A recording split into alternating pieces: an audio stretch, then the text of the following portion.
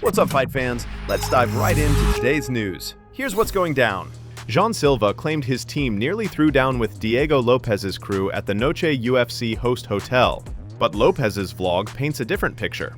Instead of chaos, the video shows a tense but calm exchange, Silva even complimenting Lopes's mustache. Upstairs. We go upstairs. Thank you.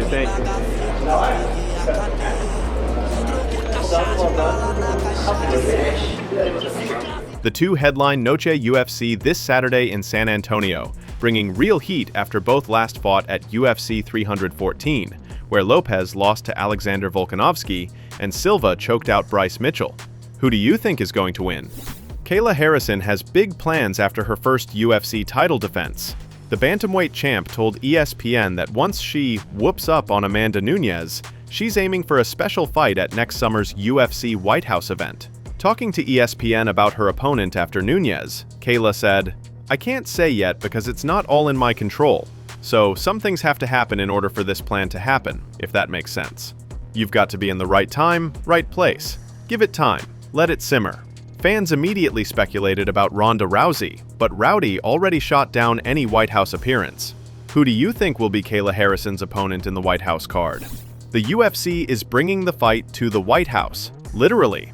Dana White revealed that the 2026 event will see up to 85,000 fans watching on screens in a park connected to the White House, complete with a massive stage and concerts, while the White House lawn will accompany 5,000 people. It'll be under 5,000 though, but I can't remember what they call it. There's a park that's connected to the White House.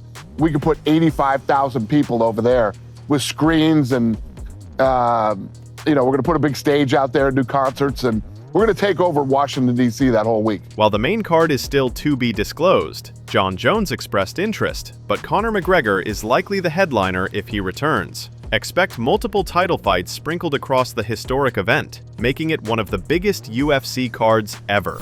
UFC featherweight contender Silva is taking his love life to the octagon. Kind of. After his brutal KO of Bryce Mitchell at UFC 314, Silva asked Dana White to be the godfather at his wedding, and reportedly get the Brazilian singer Bello, his fiance's favorite, to perform. Speaking to Fight Week Focus, Silva revealed plans to hold the wedding at the UFC Performance Institute in Vegas soon, saying, "Dana is the godfather who will sponsor our wedding. He is going to bring the singer, Bello, that's my wife's favorite singer, to sing. I want to get married at the UFC PI. We're going to get married there. It's going to be a great thing. I can envision my wife coming into the wedding wearing my belt."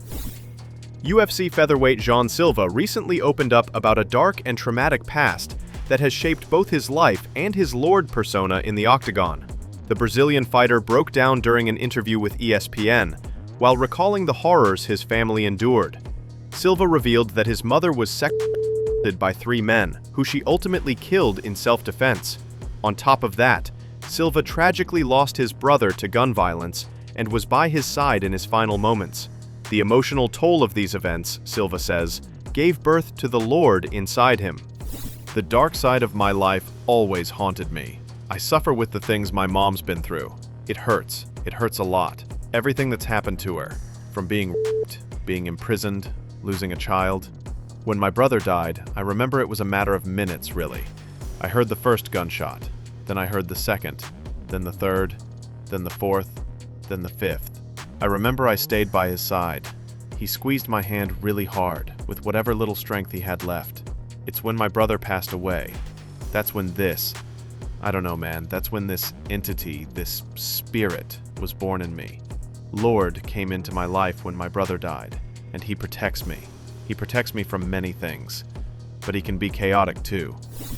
UFC featherweight champion Alexander Volkanovski recently embraced his Macedonian heritage by participating in a traditional Macedonian wedding dance, known as the Oro in Australia. Serving as the Dever, best man, Volkanovski led the dance, showcasing his cultural roots and adding a personal touch to the celebration. Check it out.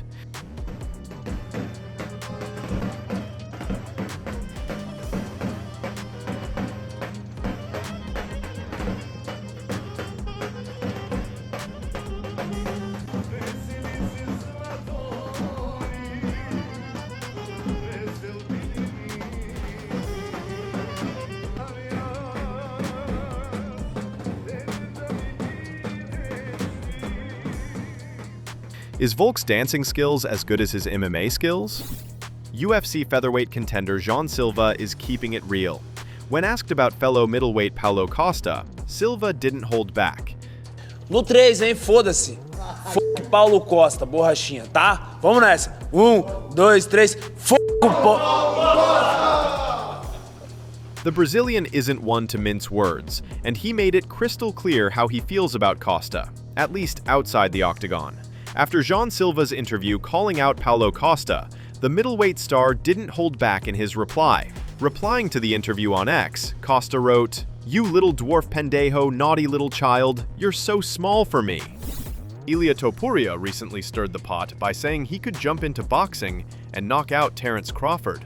Ilia wrote, "I won't talk about what would happen between me and Crawford in an octagon. I'll talk about what would happen in a ring.